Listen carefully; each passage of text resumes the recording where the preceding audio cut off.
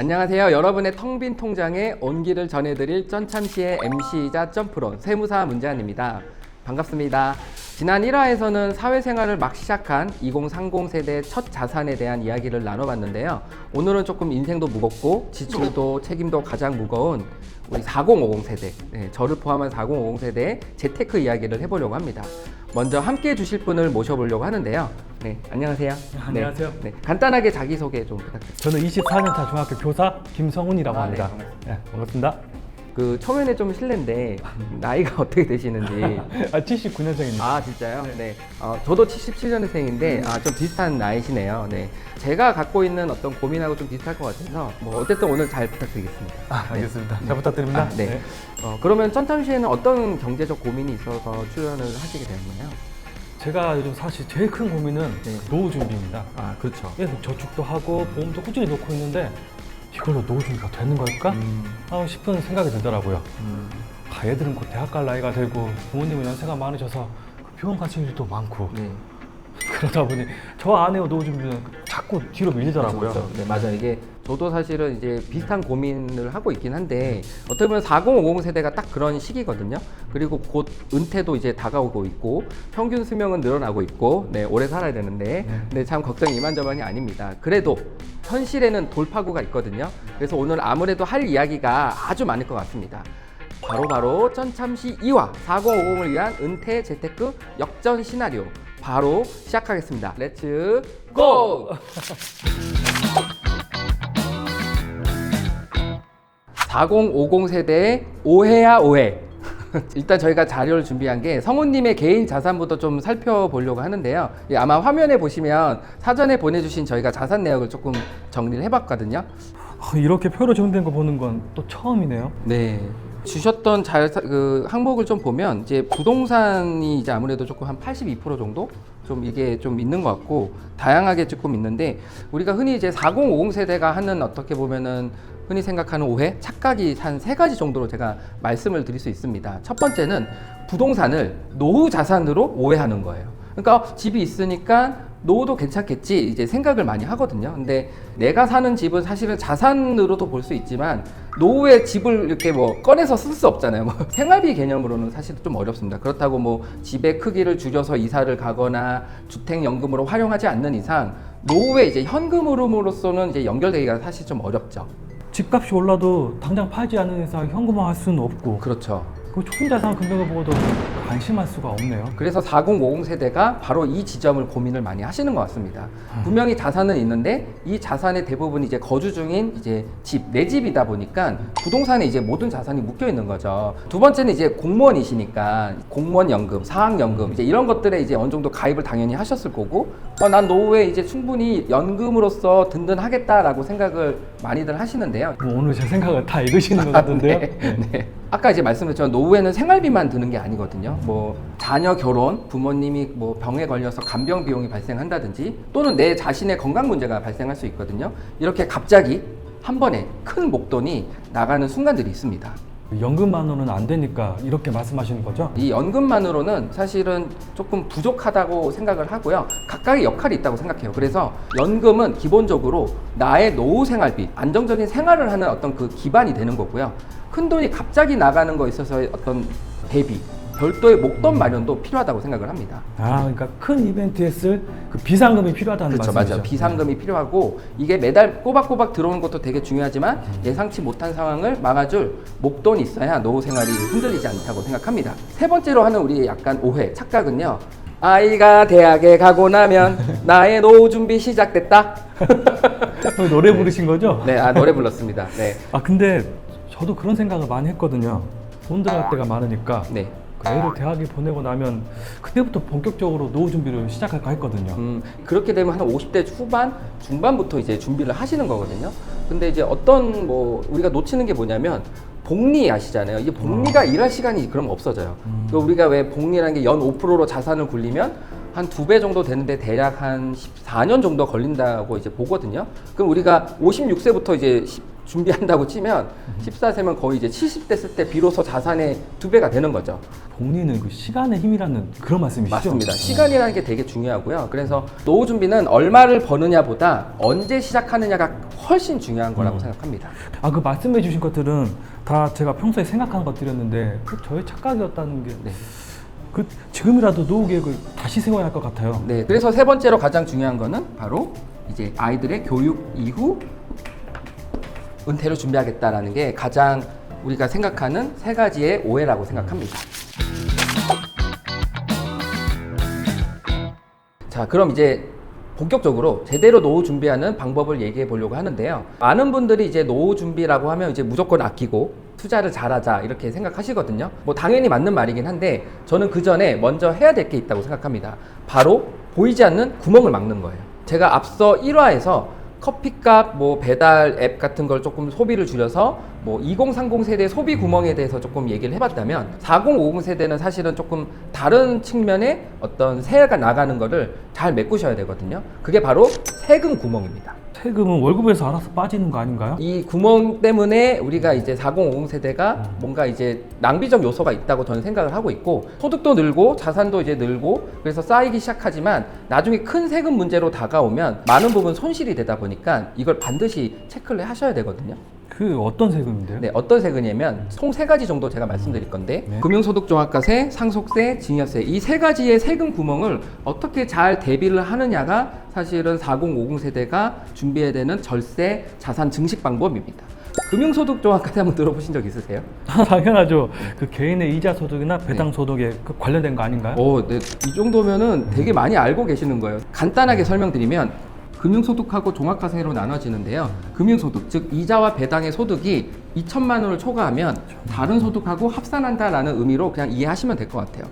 근데 저는 아직 그 정도 금액을 받지는 못해요. 아, 그렇죠. 우리가 지금 4050 세대고 특히나 이제 뭐 연금에 가입된 불이익 금액이 크면 나중에 은퇴를 하고 나서 이 금융소득 종합과세가 확 체감적으로 다가오실 수 있습니다. 뭐 예를 들어서 퇴직금, 부동산 매각대금, 아니면 상속자금 같은 이제 목돈이 들어오면 그 목돈 자체도 또 예금이랑 이런 것도 또 운영을 하다 보면 연금 소득하고 합쳐져서 또 이런 고민을 하실 수가 있거든요. 그럼 그 돈을 한꺼번에 넣으면 이자가 커질 수밖에 없겠네요? 네, 맞습니다. 그 순간 세금도 같이 커지는 겁니다. 그래서 여기서 가장 중요한 건 바로 ISA입니다. 이 안에서 발생되는 이자, 배당 소득은요, 금융소득 종합과세를 제외합니다. 그 ISA가 절세 계좌라는 얘기는 많이 들었는데요. 네. 이렇게 사용할 수 있다는 건 진짜 몰랐네요. 아, 맞아요. 이거를 다들 공식처럼 알고 계시겠지만 실생활에서 활용을 잘 못하세요. 그런데 이제 우리 공제회 회원분들을 위한 꿀팁을 제가 전달하려고 합니다. 공제 장기저축급여에 납입하고 있는 그 부가금은요, 금융소득 종합과세 대상에서 제외가 되니까 이것도 바로 활용해 볼 수 있겠죠? 아, 그래요? 네. 와, 이거 꾸준히 내고 있는데, 와, 그건 잘 몰랐네요. 네, 그 너무 좋은 혜택이에요. 그래서 사실은 ISA, 그다음에 장기저축급여를 같이 운영하시면 이 효과가 배가가 되실 겁니다. 두 번째는 이제 상속세 얘기와 증여세 얘기입니다. 자, 이건 정말 저와 관련이 없을 것 같은데. 오늘 되게 겸손하신 것 같아요. 혹시 자녀분들 있으세요? 아, 네, 그 아이 둘 있습니다. 아, 네. 지금부터 저도 마찬가지면 생각해 보셔야 되는 게 있는데 성우님이 모으신 자산을 이제 자녀한테 이제 어떻게 물려줄 거에 대한 고민도 이제는 4050 세대니까 하셔야 됩니다. 어떻게 효율적으로 재산을 자녀한테 물려줄지 지금부터 준비해야 되거든요. 자, 그런데 저는 아직 그렇게 물려줄 게 많지는 않은데. 아, 그렇죠. 대부분 이제 겸손하게 생각을 하십니다. 그래도 우리가 한번 생각을 해봐야 되는 어떤 측면이 있는데요. 요새 그 수도권 아파트 한 채만 있어도 사실은 상속세 과세 대상이 되거든요. 특히 이제 상속이라는 게 갑작스럽게 발생하면 재산은 있는데 세금을 낼 어떤 재원이 없거든요. 아까처럼 부동산은 내가 집을 갖고 있다고 하더라도 생활비가 거기서 나오는 건 아니듯이 현금이 많이 부족하거든요. 그럼 그 자식들이 상속세 되려고 집을 팔아야 할 수도 있겠네요. 그래서 제일 중요한 게 사전증여입니다. 상속은 사실은 우리가 예측할 수 없는 갑자기 다가올 수 있는 건데 증여는 그래도 내가 준비를 해서 할 수 있기 때문에 시간을 나눠서 준비를 하실 수 있습니다. 근데 그 증여세도 많이 나오지 않아요? 그래서 제가 말씀드린 게 10년이라는 개념이 되게 중요합니다. 증여는 10년 단위로 공제 한도가 다시 적용되거든요. 자녀한테 주면 5천만 원이라는 얘기 아마 들어보셨을 거잖아요. 증여세 없이 줄 수 있는 건데 이걸 활용을 안 하면은 사실은 의미가 없는 거죠. 그래서 보통 일반적으로 이제 자녀가 태어날 경우에 이제 만 10세 미만인 경우에는 대략 한 2천만 원 정도 증여가 가능하거든요. 근데 이제 자녀가 성장을 해서 사회생활을 할 때 정도 되면 대략 한 1억 4천 정도를 증여를 해서 이 아이가 시작을 할 수 있게끔 하는 원동력이 될 수 있습니다. 저 근데 저는 그 자녀한테 큰 돈을 주는 게 좋은 건가 싶기도 한데. 그 마음 제가 충분히 이해합니다. 하지만 이제 이 방법을 한번 생각해 볼게요. 예를 들어서 자녀 명의의 계좌를 ETF를 적립식으로 한번 투자적인 어떤 교육적 목적으로 증여를 해보는 거죠. 오, 교육적 증여? 네. 그 증여는 단순히 현금으로만 주는 걸로 생각했는데 네. 그러면 투자 교육까지 같이 할 수 있겠네요? 네, 맞습니다. 이게 그러니까 현금을 증여하는 건 똑같은데 그 증여한 현금을 이 아이가 다시 키워야 되잖아요. 그 키우는 방법에 대해서 제가 말씀을 드리는 건데, 그래서 가장 큰 선물은 사실은 아이에게 복리가 굴러갈 수 있는 시간을 주는 거가 바로 큰 선물이라고 생각합니다. 오, 너무 좋은데요? 네. 사실은 이제 오늘 저희가 이제 동년배잖아요. 네, 네. 그래서 이런 부분에 있어서 멘트가 술술 풀리는 것 같습니다. 아, 저도 진짜 흥미진진합니다. 지금까지 세무사님 얘기 쭉 들어보니까 노후 준비가 단순히 돈을 많이 모은 문제가 아니라는 게 느껴져요. 네, 4050 세대는 이제 돈을 버는 방법도 중요한데, 아까 세금, 현금 흐름, 자녀에게 증여하는 거, 금융소득 종합과세, 이 모든 것들이 사실은 킥이라고 저는 생각합니다.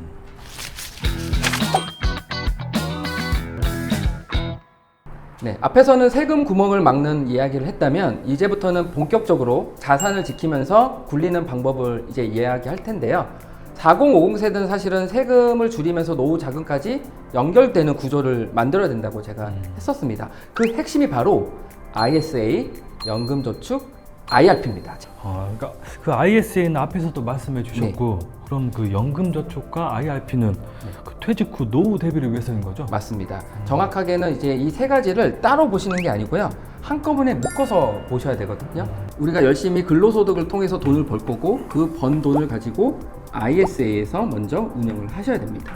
이 ISA에서 운영을 하시고 나서 연금저축과 IRP에 옮겨서 작은 볼을 더 크게 키우는 것을 집중하셔야 된다고 저는 생각을 합니다. 이게 바로 연금 수령의 가장 큰 기초 작업, 흐름이라고 생각하시면 될 것 같아요. 아, 그러니까 이렇게 하나의 흐름이군요. 네, 하나의 흐름이 있는 거고, 우선 이 ISA는요, 개인 종합 자산 관리 계좌인데요. 이 계좌 안에서 예적금, 펀드, ETF, 국내 주식까지 모두 담을 수 있습니다. 아까 제가 ISA는 금융소득 종합과세에 유리하다고 했잖아요. 4050이 자산을 굴릴 때 가장 중요한 절세 주머니를 바로 ISA가 만들어줍니다. 아, 그러니까 세금 방어 말고도 또 장점이 있는 거군요. 네, 맞습니다. ISA는 가장 중요한 어떤 특징 중에 하나가 손익통산이 있어요. 이 손익통산이 뭐냐면, 예를 들어서 A 상품에서는 한 500만 원 벌고 B 상품에서 200만 원 정도 손해를 봤다고 제가 가정을 해볼게요. 그러면 일반 계좌에서는 사실은 수익이 난 500만 원만 이제 세금을 매기거든요. 근데 ISA에서는 이 손실 난 200만 원까지 합산해서 하니까, 그럼 500에서 200을 빼면 300만 원이잖아요. 그럼 300만 원에 대해서만 세금을 매기기 때문에 일반 계좌보다는 200만 원에 대한 절세 효과를 이제 보실 수 있는 거죠. 또 하나 더 중요한 거는 ISA 계좌가 3년을 운영하면 200만 원, 400만 원 비과세 혜택이 있거든요. 만약에 200만 원 정도의 비과세 혜택을 본다. 그럼 300만 원에서 200만 원을 뺀 100만 원만 이제 최종적으로 과세가 된다고 보시면 되고. 와, 그러면 세금 차이가 꽤 크겠는데요? 네, 맞습니다. 더 중요한 게 있어요. 아까 절세 주머니로 활용을 하다가 3년 만기가 돼서 어떤 또 마법이 있냐면, 그 돈을 연금저축이나 IRP로 만약에 옮기면 추가적으로 세액공제를 해줍니다. 그 세액공제는 이전 금액의 10%와 최대 300만 원까지의 한도를 두고 추가적인 세액공제 혜택을 주는 거예요. 아니, 근데 그 옮기기만 해도 세금 환급이 된다고요? 네, 맞습니다. ISA가 이제 제가 설명드린 것처럼 비과세 주머니라고 한다면, 사실은 연금저축하고 IRP는 세액공제 발산소다라고 보시면 될 것 같아요. 그래서 연금저축하고 IRP에 대해서 제가 설명을 한번 드려보겠습니다. 연금저축 IRP가 연말정산을 할 때 보통 최대 900만 원까지 세액공제를 해주거든요.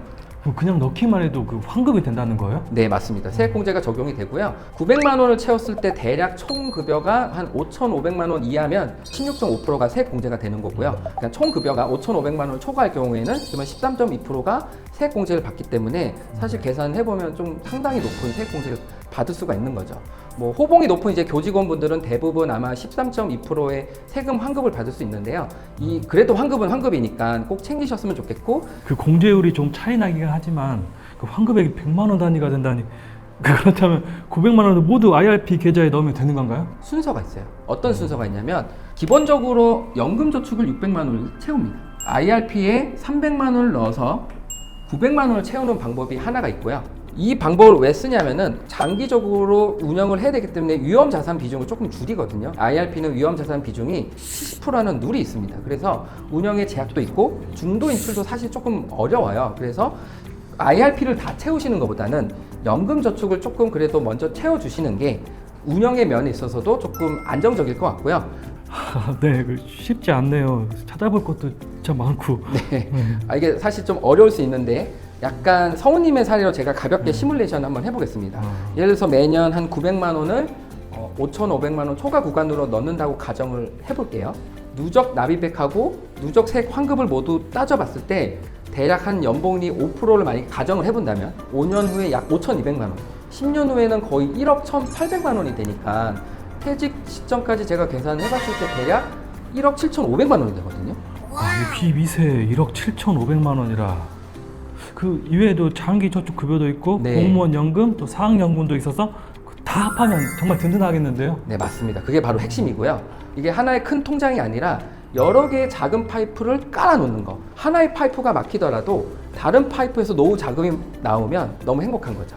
조금씩 희망이 보이고 네. 있어요. 예. 네, 앞으로 더 희망이 보이실 겁니다. 절세 이야기는 이거 하나만 기억해 주세요. 4050 세대가 연 5%를 버는 것보다 5% 절세하는 게 사실은 훨씬 쉽고 안전하다는 거를 꼭 기억하셨으면 좋겠습니다. 명심하겠습니다. 네. 자, 민방위도 끝나서 네, 군대에 다녀오신 지 꽤 되셨을 텐데 네, 뿌듯합니다. 네.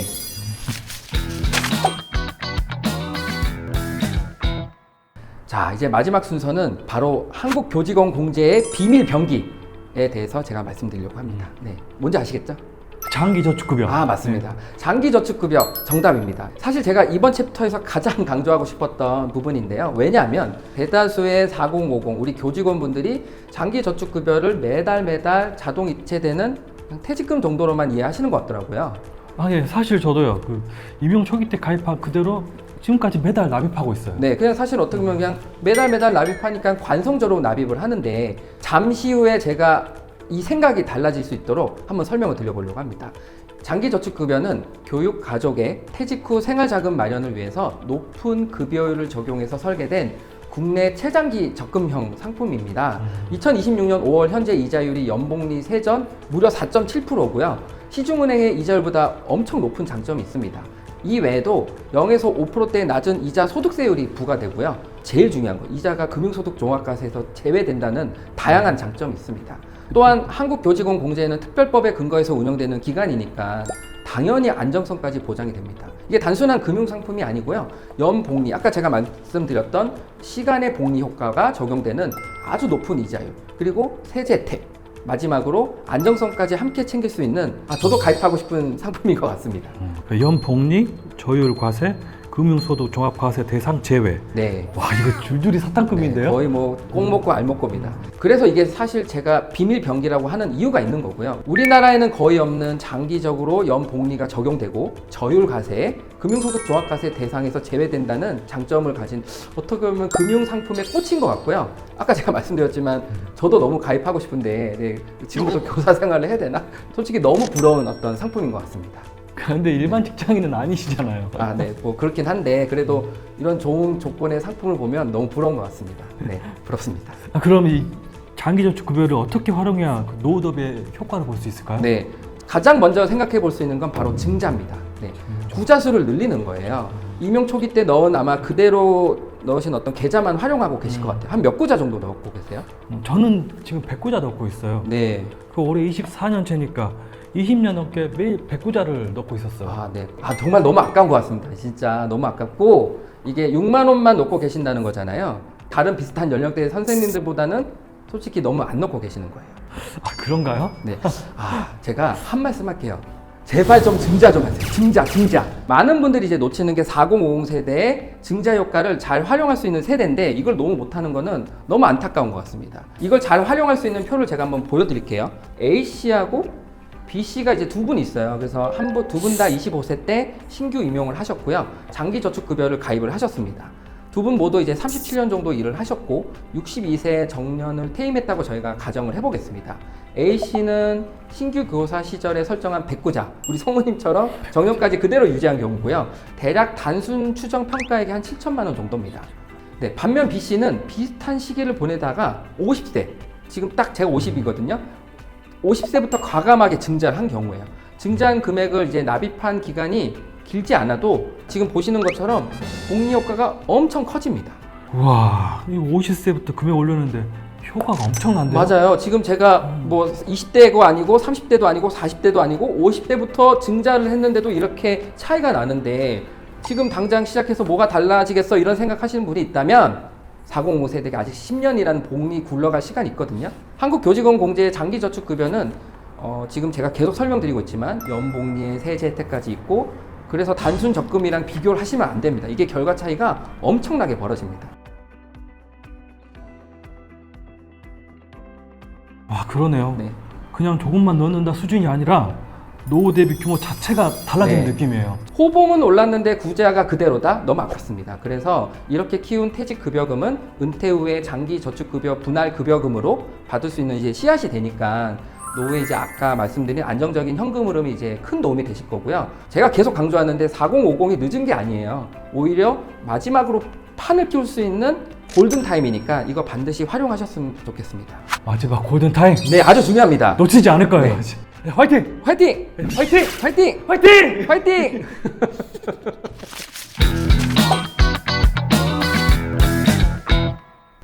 오늘 제가 성우님과 이야기를 나누면서 느낀 게 있는데요. 4050 세대는 돈을 안 모아서 어떻게 불안하다 이런 게 아니고 어떻게 준비해야 되지? 이렇게 약간 막연해서 불안한 경우가 정말 많다는 걸 조금 느꼈거든요. 아, 네, 맞아요. 저도 오늘 나오기 전까지만 해도 노후 준비는 그냥 막연하게 돈을 많이 모아야 하는 거라고 생각했거든요.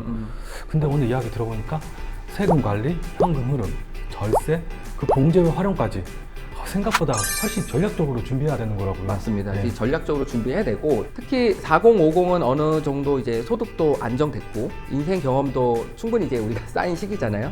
그래서 방향만 잘 잡으면 오히려 자산을 가장 빠르게 키울 수 있는 세대라고 저는 생각합니다. 아, 네, 맞아요. 사실 저는 노후 준비가 이미 늦었다고 생각했는데 또 지금부터라도 제대로 관리하면 충분히 달라질 수 있다는 그 희망이 생겼습니다. 진짜 생겼네요. 네. 네. 그리고 오늘 내용 중에 딱 두 가지만 기억하시면 될 것 같은데요. 첫 번째는 노후 준비는 이제 은퇴 직전에 뭐 바로 그때 시작한다 이런 게 아니고요. 지금 당장 내 돈의 흐름을 점검하는 것부터 시작된다는 게 가장 중요하고요.